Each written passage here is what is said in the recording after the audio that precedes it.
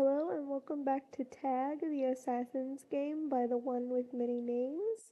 This is Chapter 3.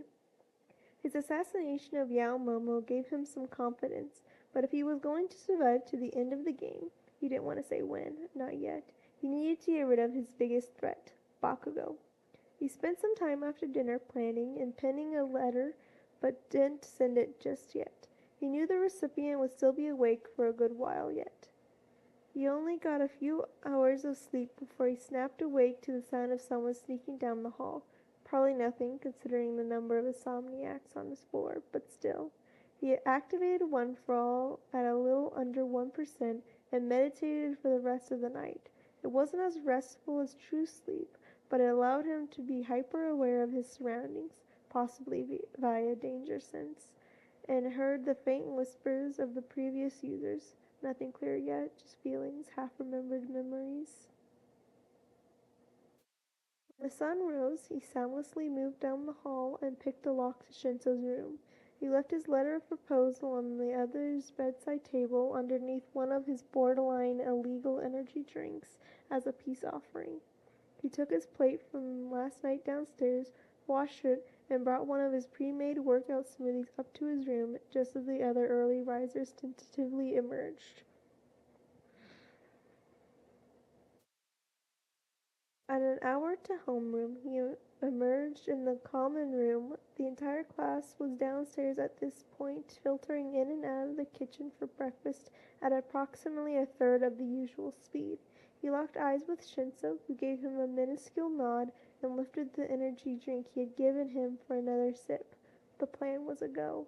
He purposefully allowed himself to enter Katsuki's peripheral vision as he walked into the kitchen to wash out his smoothie bottle. It would corner him against the sink, but it was a calculated risk.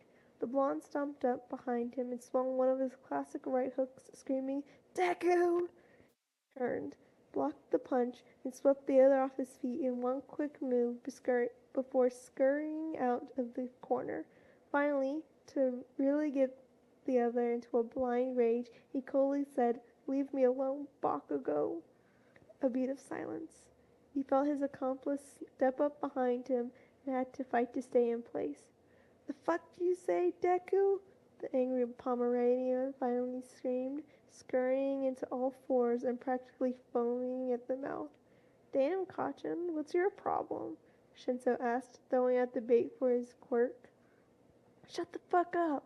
Bakugo yelled back unthinkingly and was caught by brainwashing.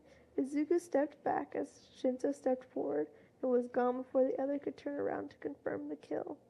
After a short panic attack, made shorter by Shoto's help, he made it in time to drop down from the vents with the bell. Aizawa-sensei gave him a long-suffering look that said, "Why are you like this?" and then checked in with each of them to see how they were doing after their first night sleeping under threat. Apparently, he had heard Tokoyami last night, who had eliminated Ashido,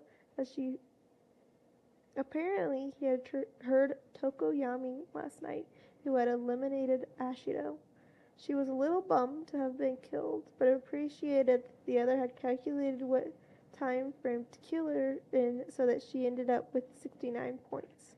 Those two were very different kinds of meme lords and made for very strange friends, but whatever made them happy. Bakugo, seething with rage, was given a pass to see Cici at lunch. Shinsou seemed somewhat dissatisfied with his kill before Sensei took him aside to talk in hushed tones, and he returned to his desk with a little smile and a nod as he passed Izuku. Izuku wasn't sure how to feel. It was obvious that everybody was wary of him now after eliminating Yao Momo and assisting in the death of Bakugo. On one hand, it was good and most people would leave him alone as too high risk of a target, even though his previous killing style wouldn't be as effective as he'd most. Even though his previous killing style wouldn't be as effective and he'd most likely need to lay low for a while, he had a few other MOs he could use. On the other hand, it made him feel powerful, and he shied away from that.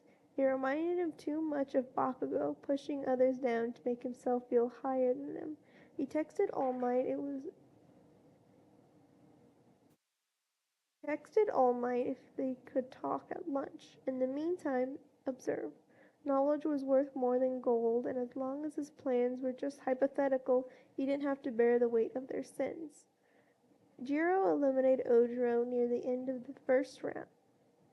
Jiro eliminated Ojiro near the end of first period, while the boy was distracted by the end of the lesson by extending her earjack to wrap around his ribbon.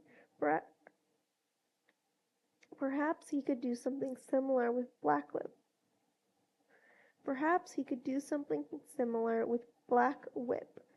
It might be a little too heavy-handed for that kind of delicate work. That was the only death before lunch, and when the bell rang, he jumped back up onto the ceiling, picked up the bento Todoroki gave him that morning, and shimmied through the vents to the secure room that he normally ate lunch with All Might in. He was sitting at the table already, looking at his phone. Izuku's own vibrated. AM. I'm at our usual spot, my boy. You. I'm here. What? Yagi muttered, shrieking like Present Mike when Izuku dropped onto the table from above.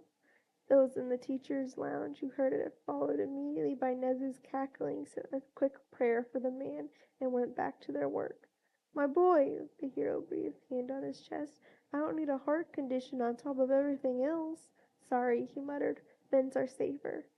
Yes, that elimination game your class is playing, Yagi said.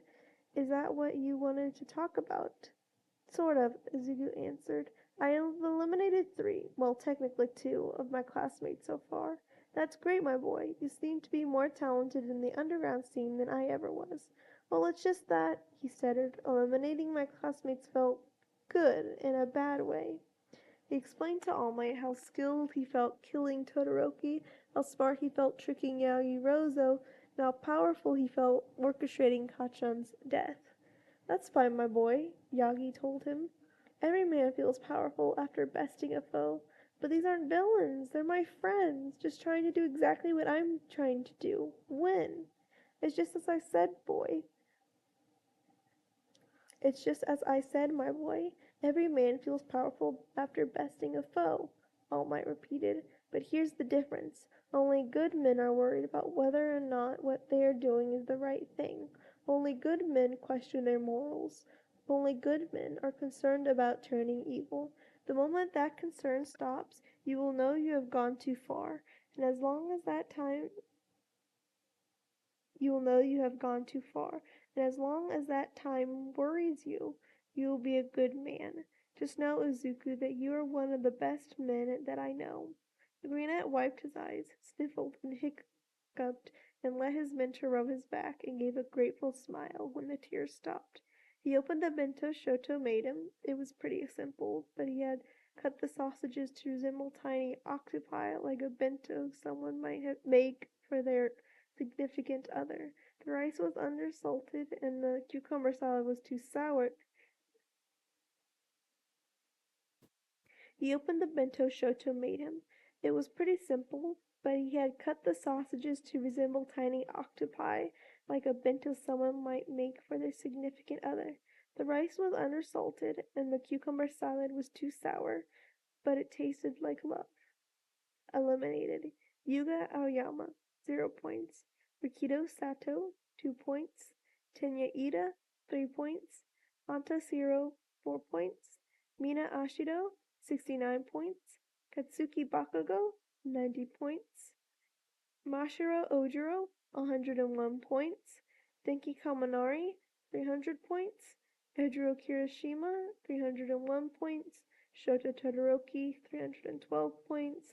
Ochaka Uraraka, 329 points. Momo Yaoyorozu, 345 points.